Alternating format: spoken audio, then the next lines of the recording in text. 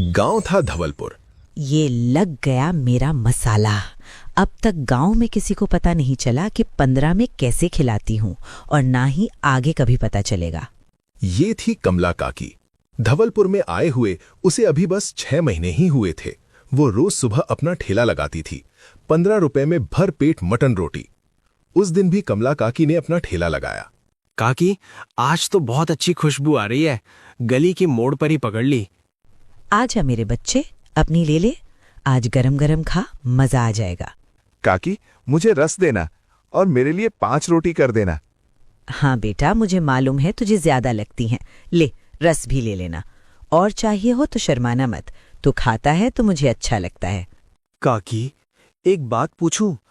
इतना अच्छा मटन लाती कहाँ से हो? 15 रुपए में तो कच्चा मटन भी नहीं आता। ऊपर से आप अनलिमिटेड मटन और अनलिमिटेड रोटियां देती हो। जब तक पेट भरे तब तक खाते रहो, दोनों चीजें। गेहूं भी सस्ता नहीं रहा, फिर ये सब कैसे कर लेती हो? अरे मेरे प्यारे बच्चे, तुम खाओ, जी भर के खाओ। कहाँ से आता है, कैसे आता है, उससे ज्यादा जरूरी है कि खाना अच्छा है कि नहीं। अच्छा तो इतना है कि आदमी उंगलियां चाटता रह जाए। बस फिर वही काफी है। जा, बैठकर खा। थोड़ी देर बाद कुछ लोग खाकर चले गए। भीड़ कमला के ठेले से थोड़ी कम हो गई। उस वक्त ठेले पर कमला अकेली थी। कमला कढ़ाई में चम्मच चलाते हुए खुद से बोली, आया बड़ा मुझसे दाम पूछने वाला। कहाँ से लाती हो, कैसे लाती हो, कितनी पंचायत है। अपना चुपचाप खा और निकले यहां से। कहीं से भी लाऊं, मांग के लाऊं, चोरी करके लाऊं, तुझे क्या करना है? और वो कैलाश 5 रोटी अभी मांग रहा था। इंसान का बच्चा है या राक्षस का? 15 में देती हूं तो इसका मतलब ये थोड़ी है कि ये 500 रोटी खा जाएगा। इसका बस न चले तो 15 की जगह 500 रोटी का पैसा निकलवा ले, राक्षस कहीं का। ठेले के पीछे खड़ा रघुवीर ये सब सुन चुका था। उसका चेहरा एकदम बदल गया। वो बिना कुछ कहे चाय की दुकान की तरफ चला गया, जहां विनोद, महेंद्र और सूरज बैठे थे। एक बात आज तक मेरी समझ में नहीं आई। अब क्या? ये कमला काकी 15 रुपए में भरपेट मटन कैसे खिला देती है? 15 रुपए में तो भेलपुरी भी नहीं आती। मुझे भी कभी कभी यही लगता है। आजकल 15 रुपए में तो पानी की बोतल भी नहीं आती। ये दे कैसे देती है? और रोटी भी दे रही हैं। गेहूं का आटा भी सस्ता नहीं रहा। बात मेरे भी गले नहीं उतरती। तुम लोग जो सोच रहे हो शायद उससे भी ज्यादा बात है। क्या हुआ? अभी मैंने अपने कानों से सुना है। सामने से तो बड़ी मीठी बन रही थी, मेरे बच्चे, प्यारे बच्चे, और चाहिए तो शर्माना मत। मगर जैसे ही भीड़ हटी, कमला खुद बोल रही थी, कहीं से भी लाऊं, मांग के लाऊं, चोरी करके लाऊं, तुझे क्या करना है? सच? झूठ बोलकर क्या मिलेगा मुझे? और कैलाश को राक्षस कह रही थी, और भोला के बारे में बोल रही थी, आया बड़ा दाम पूछने वाला। अब तो मुझे भी बात अजीब लगने लगी है। उसी वक्त बूढ़े रामस्वरूप ठेले तक पहुंचे। कमला, आज पैसे शाम को दूंगा, अभी जेब हल्की है। अरे रामस्वरूप जी, पहले खा लीजिए, पैसे बाद में दे दीजिए। पेट को इंतजार नहीं कराते। तुम न होती तो हम जैसे बूढ़े लोग कहाँ जाते। बैठिए, गरम गरम खा लीजिए। रामस्वरूप कटोरा लेकर बैठ गए। चाय की दुकान पर फिर सन्नाटा छा गया। यही बात समझ नहीं आती। सामने देखो तो लगे इससे अच्छी औरत कोई नहीं, पीछे सुनो तो लगे कुछ गड़बड़ है। और जब आदमी खुद अपने मुंह से चोरी का नाम ले तब शक और गहरा हो जाता है। अब मुझे तो पक्का लग रहा है कमला जैसी दिखती है वैसी है नहीं। धवलपुर में उस दिन सिर्फ एक सवाल नहीं था कि कमला काकी 15 रुपए में मटन कैसे खिला देती है। अब एक और सवाल पैदा हो चुका था, क्या कमला काकी सच में वैसी थी जैसी दिखती थी, या उसने बस मिठास का एक चेहरा पहन रखा था? उस दिन शाम तक कमला काकी का सारा खाना खत्म हो चुका था। कुछ भी नहीं बचा था। कमला अपना ठेला उठाकर अपने घर तक पहुंच गई थी। उसी समय उसके घर के सामने से मजदूर राजू निकल रहा था। उसने कमला को देखा और तुरंत उसकी तरफ बढ़ा। कमला काकी, मैं आपके ठेले पर ही जा रहा था। अरे बेटा, मुझसे थोड़ा देर हो गई, ठेला उठाकर आ गई, सब खत्म हो गया। अरे काकी, इस महीने की तनख्वाह बहुत जल्दी खत्म हो गई। अगली तनख्वाह आने में अभी पूरे 2 दिन बचे हैं। कोई बात नहीं बेटा। मगर काकी, आपके पास खाने को भी कुछ नहीं बचा होगा। घर में थोड़ा बहुत पड़ा है, देती हूँ। काकी, अगर हो सके तो सुबह शाम तक का भी दे देना, 2 दिन निकल जाएंगे। अरे मेरे बच्चे, चिंता मत कर, जितना होगा दे दूंगी। तू भूखा नहीं रहेगा। कमला ने दरवाजा खोला, अंदर गई और थोड़ी देर बाद एक बर्तन में खाना और साथ में रोटियां लेकर बाहर आई।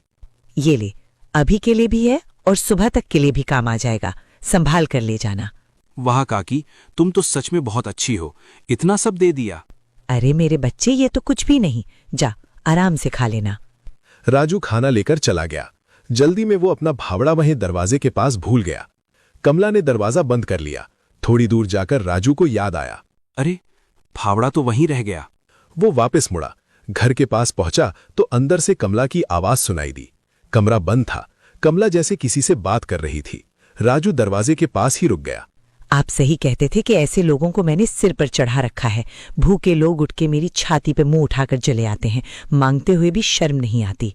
15 रुपए में भी जान ले लेंगे, उसमें से भी 10 रोटियां खाएंगे। इतना खाता है कि पूछो ही मत। मना करूं तो अच्छा भी नहीं लगता। यही दिक्कत है, मैं भी हर बार पिघल जाती हूं।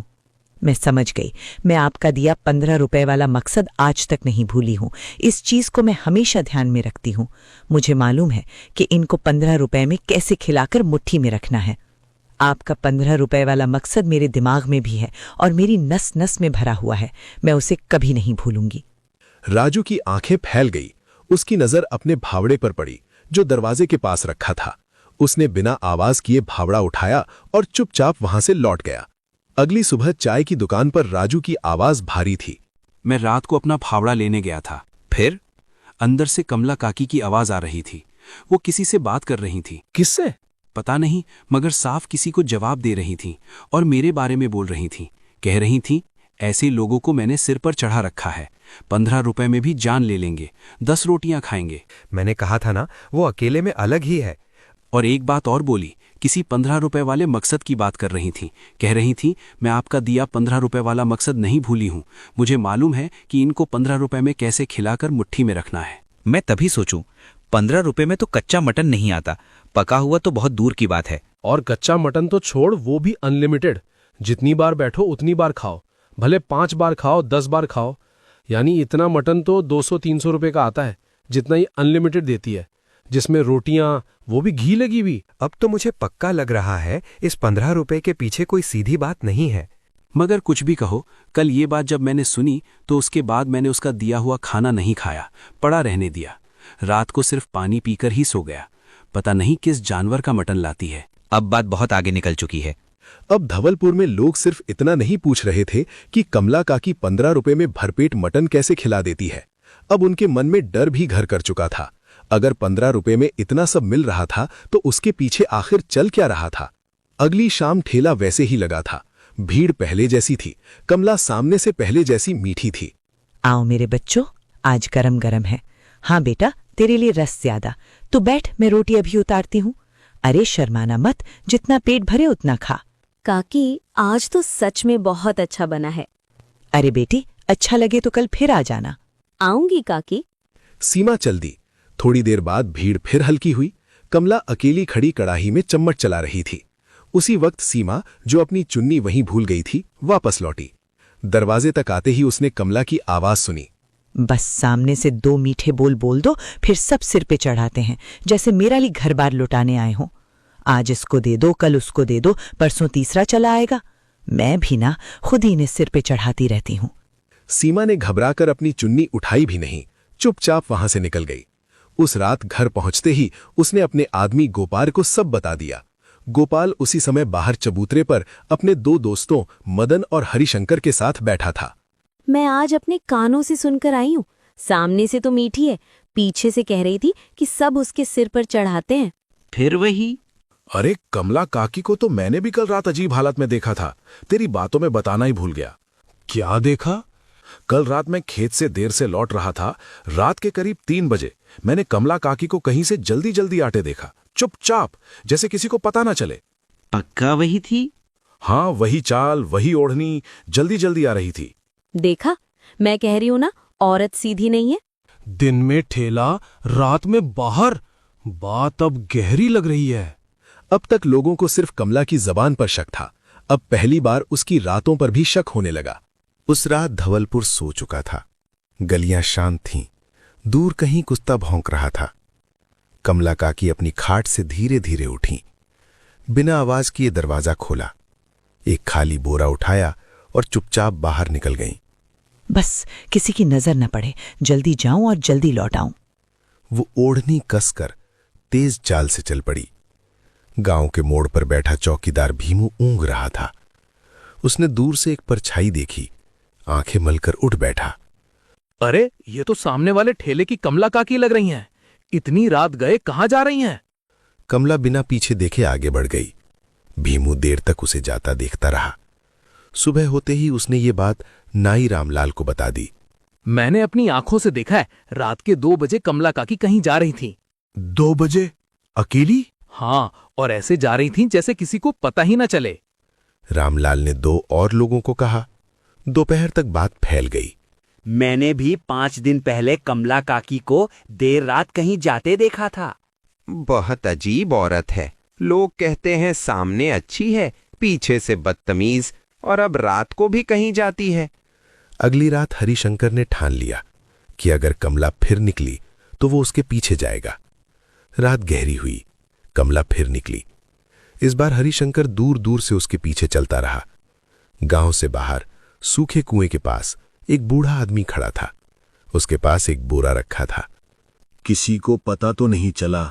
नहीं पता चला। मैं किसी को पता चलने ही नहीं दूंगी। ये लो तुम्हारा सामान। सामान सही से है ना इसके अंदर? हाँ हाँ, जो तुमने बोला था वही है। ठीक है, जल्दी चलती हैं। हरिशंकर पत्थर की तरह खड़ा रह गया। सुबह उसने चौपाल पर आकर सब बता दिया। अब तो मैंने अपनी आंखों से देख लिया। रात में गांव के बाहर किसी बूढ़े आदमी से बोरा लेकर आई है, और दोनों क्या बोल रहे थे? किसी को पता तो नहीं चला, मैं किसी को पता चलने ही नहीं दूंगी। अब भी कोई कहेगा कि सब ठीक है? नहीं, अब तो बात बहुत साफ है। बोरे में क्या था ये भी देखा? नहीं, मगर बातों से ही समझ आ गया कुछ ना कुछ छुपा है। अगले दिन कमला भोर में सीधे हेमराज मसाले वाले के यहां पहुंची। इस बार भीमू चौकीदार भी वहीं चाय पी रहा था और हरिशंकर दूर खड़ा था। काकी, आज इतनी सुबह? जो कहा था वही दे, और ठीक से दे। वही, बस ध्यान रहे किसी और को इसकी भनक न लगे। ये वाला या वो पुराना? अरे तुम भी ना, दुकान है मेरी, ढोल नहीं। भीमू ने हरिशंकर की तरफ देखा। दोनों के मन में एक ही बात उठी। दोपहर तक गांव में नया रंग चढ़ गया। रात में बोरा, सुबह मसाले वाला, अब तो सीधा खेल लग रहा है। और हम इतने दिन से बस स्वाद खा रहे थे। या फिर हम हर बात का बुरा मतलब निकाल रहे हैं? अभी भी? उसी दिन भी ठेले पर भीड़ थी। कैलाश बड़े मजे से मटन तोड़ रहा था। काकी, बहुत अच्छा बना है, खाते खाते मन नहीं भर रहा। खा बेटा, जी भर के खा। तू खाता है तो मुझे अच्छा लगता है। जब कैलाश खा रहा था तब कमला मन में सोच रही थी। खा खा बेटा, खा के एक बार आदत तो लगा ले, फिर बताऊंगी। उसी दोपहर नंदराम कसाई सरपंच जी के पास पहुंचा। सरपंच जी, अब मैं चुप नहीं बैठूंगा। फिर मटन कम निकला है। पक्का? हाँ, 2 बार नहीं, अब 3 बार हो चुका है। मेरे यहाँ भी मसाले का हिसाब नहीं मिल रहा। बस अब और क्या चाहिए? मटन कम, मसाले कम, रात की बोरी, गुप्त बातें, मकसद सब उसी तरफ जा रहा है। मगर हाथ में पकड़ा अभी भी नहीं गया। अब हाथ में पकड़ने का इंतजार करेंगे, तब तक क्या होगा? अब मैं भी मानता हूँ कि बात सीधी नहीं है। सीमा और शांता फिर एक साथ बैठी थी। पहले लगा था बस जुबान खराब है, अब लगता है काम भी खराब है। मुझे तो अब उसके हाथ का खाना भी डराने लगा है। राजू ने भी तो नहीं खाया था। हाँ, और अब मुझे समझ आ रहा है क्यों नहीं खाया। सावित्री फिर आकर बैठी। फिर कहती हूँ, भरतपुर वाली बात छोटी नहीं है। सावित्री आके बैठी? क्या सावित्री कमला का काला राज खोल देगी? आइए जानते हैं पार्ट 2 में।